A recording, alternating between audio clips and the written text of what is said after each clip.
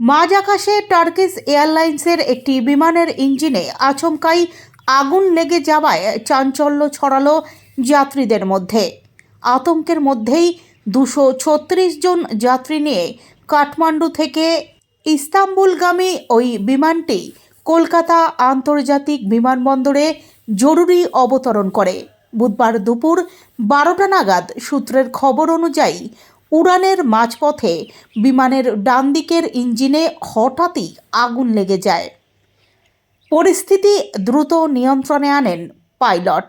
Kolkata STC থেকে সবুজ সংকেত পাওয়ার পরই অত্যন্ত সতর্কতার সঙ্গে বিমানটিকে রানওয়েতে নামানো হয়।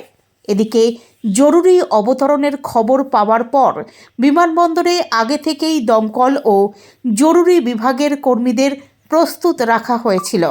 বিমানটি নিরাপদে অবতরণ করার পর সমস্ত যাত্রীকে সুরক্ষিতভাবে নামিয়ে আনা হয়।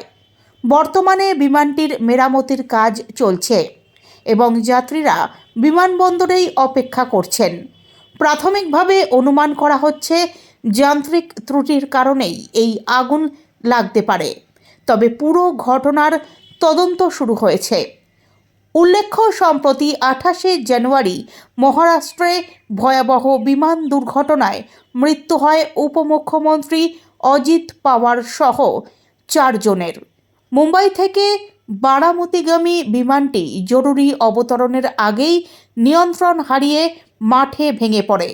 এই ঘটনার রেশ কাটতে না কাটতেই ফের মাঝ আকাশে বিমানে আগুনের ঘটনায় স্বাভাবিকভাবেই উদ্বেগ বেড়েছে।